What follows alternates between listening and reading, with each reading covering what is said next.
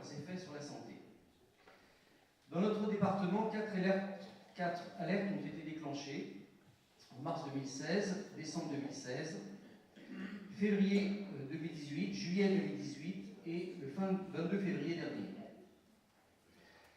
Pour cette dernière journée, le seuil d'alerte a été déclenché avec une notation de 9 sur 10, donc quasiment sur la cotation maximum, en raison d'une pollution aux particules fines. Même si les niveaux de concentration et la récurrence de ces épisodes de pollution sont moins élevés que dans la plupart des grandes villes et des agglomérations de notre pays, il n'empêche que les principes de précaution doivent être appliqués partout de la même manière. Les limitations de vitesse et les conseils apportés à la population sont loin d'être à la seule hauteur des enjeux sanitaires, parce que les conséquences ne sont pas immédiatement visibles. La pollution est une catastrophe naturelle, mais ses effets ne sont pas directement visibles, comme peuvent l'être en cas de mortalité les victimes des crues ou des tempêtes. Les études ont démontré une diminution sensible de l'espérance de vie dans la plupart des villes au niveau des particules fines et plusieurs milliers de décès en relation avec cette pollution.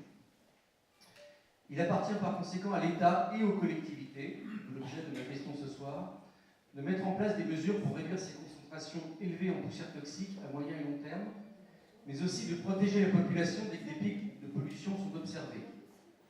Vous le savez, notre groupe s'est toujours battu pour la gratuité des transports publics urbains. Il s'agit par conséquent pour nous d'une mesure de bon sens, déjà sur le plan économique et social, pour la revitalisation des centres-villes et l'accès pour tous à l'emploi, à l'école, aux loisirs et aux services publics. Est-ce qu'on pourrait abréger la question, Monsieur Grandjean l'a compris. Monsieur Grandjean. C'est l'occasion de rappeler ici par rapport à cette évidence écologique, que de nombreuses villes ont déjà mis en place la gratuité des transports lors des alertes pollution. Bordeaux, Grenoble, Lyon, Dijon, Le Mans, Caen, Paris, Reims, Nancy, et plus près de chez nous, dans la région centre, la ville de Tours. Ce pourrait être une première étape, et donc une décision à prendre au niveau de l'agglomération. Et puis, pour en finir, ce n'est qu'une première étape, car d'autres villes sont passées depuis bien longtemps au tout transport non payant pour les habitants. Dunkerque et son agglomération, Châteauroux, qui est une ville pionnière depuis 2001, et enfin la ville de Niort depuis 1 an et demi.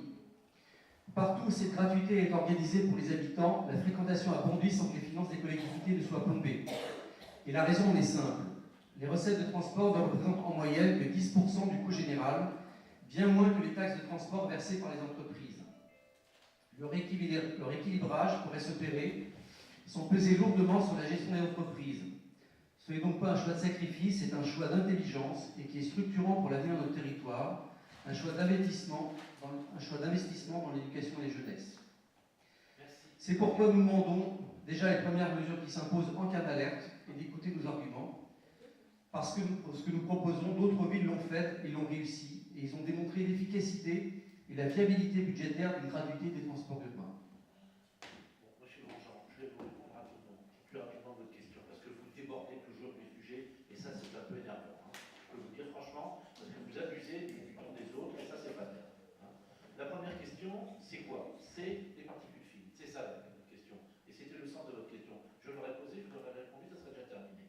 Alors, la question des particules fines, c'est l'IGER. Actuellement, nous sommes avec l'IGER, qui a des stations sur Kennedy, et qui va avoir bientôt d'autres stations sur la ville de Gaulle, bon, vers la gare. Là, on a effectivement la qualité de l'air est relevée, et s'il y a d'alerte, ça va chez le préfet. Le seul qui décide, c'est le préfet. Les alertes, c'est le préfet. À Paris, quand vous avez réduction des kilomètres, c'est le préfet. Moi, je ne fais rien du tout là-dessus. Le maire, c'est pas le maire de Montargis. Montargis, on est un nœud routier, c'est tout. C'est pour ça qu'on intéresse l'IGER. Mais le problème de fond, il n'est pas là, monsieur Notin. Monsieur Grandjean, je m'excuse avec monsieur Notin. Bon, c'est la préfecture qui doit décider, c'est elle qui décide, monsieur Solisson, vous l'avez dit en partant. Nous ne sommes que des réceptionnaires d'un poteau qui s'appelle l'IGER et qui analyse ça. Nous, on n'a même pas le mesure de transport, monsieur Dijon. Mais le transport gratuit, vous savez que c'est une illusion. Alors, vous voulez rire? Qu'est-ce que c'est que ce transport gratuit? C'est simplement pour secouer une crécelle avec des... Ça veut dire simplement que les jours d'alerte, non. ça paraît pas anodin de pouvoir faire la gratuité du stationnement résidentiel comme ça existe dans beaucoup de villes. Ça n'est pas anodin d'envisager ce que les personnes prennent le transport en commun lors de ces journées. Ça me paraît presque une évidence, il me semblait je dire que... je vous l'armoire. Je vous réponds, c'est le préfet qui décide dans ce cas-là, et nous avons, une fois que c'est fait, ce cas-là, vous allez leur donner, il y en a un pour l'autre groupe derrière, voilà, on va donner les deux feuilles, et vous apprendrez les petites leçons pour la prochaine fois. Voilà. Parce que vraiment, vous devez faire un cours sur la façon de procéder, c'est quand même pas normal, on entend ça ici, vous amusez la parole. Bon, deuxième sujet, monsieur. Il y avait un deuxième sujet. Absolument. Sachez de faire court sur la question aussi. Donc, le deuxième sujet concerne un vœu des élus communistes au conseil municipal de Montargis pour une demande de l'entrée de Marie-Claude Vaillant-Couturier au Panthéon. Il y a moins d'un an, a été lancée à l'adresse du président de la République Emmanuel Macron la demande de l'entrée de Marie-Claude Vaillant-Couturier dans la crypte du Panthéon, aux côtés de sa chère amie et camarade de déportation, Geneviève de Gaulle-Antonio. Il nous semble, au regard de ce qu'elle a apporté à notre pays et des valeurs qu'elle a défendues, dans le contexte que nous connaissons, tant dans ses convictions que dans ses actes, qu'elle devrait naturellement trouver sa place auprès des grandes femmes et des grands hommes envers lesquels la patrie est reconnaissante. En 1933, tout jeune reporter, Marie-Claude Vaillant-Couturier réalise clandestinement, au péril de sa vie, les premiers clichés des camps d'Orianenburg et d'Achau. Dès l'été 40, engagée au Parti communiste, elle entre dans la résistance et participe à des publications clandestines. Elle assure la liaison entre la résistance civile et la résistance militaire de l'organisation spéciale. Le 9 février 1942, elle est arrêtée à la suite d'une opération des brigades spéciales et sera déportée à Auschwitz-Birkenau puis à Ravensbrück. Son convoi, parti de Compiègne le 24 janvier 1943, comprenait 232 femmes et seulement 49 d'entre elles sont rentrées. À la libération du camp de Ravensbrück le 30 avril 1945, Marie-Claude Vaillant-Couturier fait le choix de rester pour accompagner les Françaises intransportables et elle sera la dernière Française à quitter le camp le 25 juin 1945. En 1945, à son retour, et bien qu'épuisée, elle participe à l'Assemblée constituante et sera élue plusieurs fois députée de la Seine, puis du Val-de-Marne et vice-présidente de l'Assemblée nationale. Le 28 janvier 1946, lors de la 44e journée, Marie-Claude Vaillant-Couturier est citée comme témoin au tribunal de Nuremberg. Lors de son témoignage face au tribunal nazi, elle affrontera ces derniers avec courage et responsabilité. Elle témoignera du sort fait de ses camarades, des 31 000, mais aussi du génocide des Juifs et des Tsigades, et sera en mesure de parler en détail des nombreux convois dans lesquels elle et il périrent. Elle note notamment dans les victimes Maïk Politzer et Daniel Casanova. Dès son retour de camp, Marie-Claude Vaillant-Couturier voue le reste de son existence à la justice sociale et à la mémoire de ses camarades morts en déportation. En 1964, devant l'Assemblée nationale, elle défend la notion d'imprescriptibilité des crimes contre l'humanité, ouvrant ainsi la voie à la ratification par la France en 1968 de la Convention de l'ONU sur l'imprescriptibilité de ces crimes. En 1987, elle est appelée par toutes les parties civiles à témoigner contre Klaus Barbie. Lors de la création de la Fondation pour la mémoire de la déportation en 1990, elle en est désignée unanimement présidente puis présidente d'honneur jusqu'à son décès. Enfin, cette grande militante féministe mena de nombreuses batailles pour l'égalité salariale et les droits des femmes.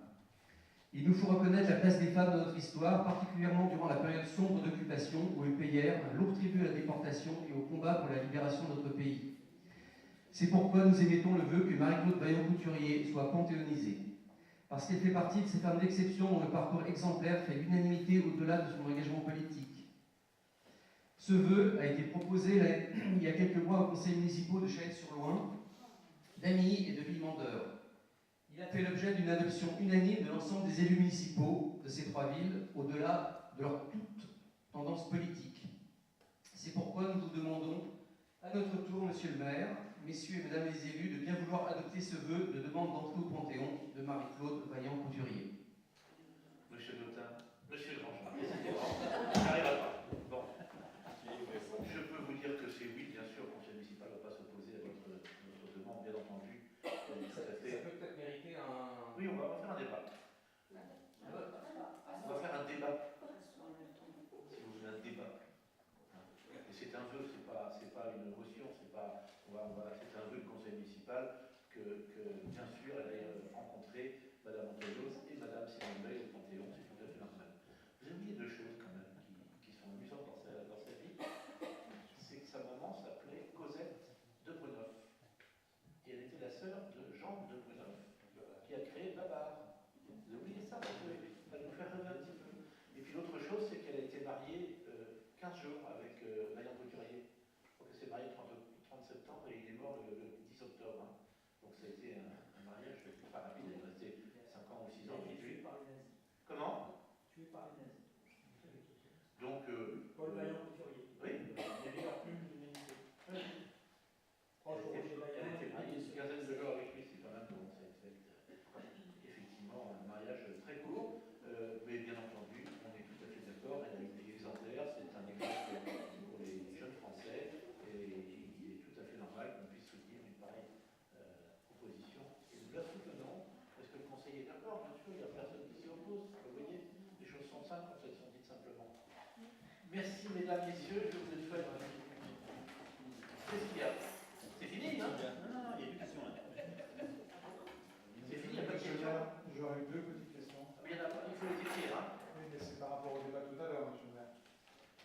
Notamment, là, j'ai vérifié sur InfoBref, la confidentialité s'applique quand 2 conditions sur 3 sont remplies. Un total de bilan de 4 millions, Valogis en fait 800 millions. Un chiffre d'affaires net de moins de 8 millions d'euros, Valogis faisait 90 millions. Et moins de 50 salariés, Valogis en Alors, vous savez qu'ils font un chiffre d'affaires de 88 millions quand vous êtes jeune. En 2014, Moi, je suis pas d'accord, monsieur le maire. alors s'il y a un régime d'exception pour les sacs HLM, on n'est pas là pour ça. Écoutez, on n'imagine pas que le greffe accepte L'amende est 1500 euros. alors qu'ils ne sont pas dans les règles. L'amende est 1500 Il suffit de commander. Mais c'est public, c'est public. Ils sont déposés en c'est inscrit clairement. C'est inscrit clairement sur InfoGreffe. Il est inscrit pour déposer 2017, 2017, 2015. Ils sont déposés, donc ils sont dans la date. Pas le bilan. La première question, c'est quelle loi autoriserait Valogis à ne pas publier son bilan? Et la deuxième question, c'est pourquoi les conseillers municipaux ne peuvent-ils pas consulter les bilans avant qu'on leur demande de contracter, puisque c'est la base du droit contractuel de Ils savoir. ne l'ont pas demandé, hein, je suis désolé. Personne ne l'a demandé de consulter le bilan de Valogis avant de voter Je ça. vous l'ai demandé tout à l'heure. Attendez, pas tout de suite, hein, on est en commission. Il y a des commissions qui font ça. Le conseil, on n'est pas là. Le conseil est là pour débattre sur la finalité des sujets qui ont été vus en commission préalable. Voilà. Et sur le précédent vœu qui est proposé par le ministre, qu'est-ce qui a été décidé? J'ai rien compris. J'ai rien compris. Le vœu concerne. Non, les particules, c'était une question. C'était une question. Alors c'est un vœu ou c'est pas un vœu? Mais non, c'est pas un vœu, les particules fines, c'était une question. Gratuité des transports durant les Oui, périodes oui, d'alerte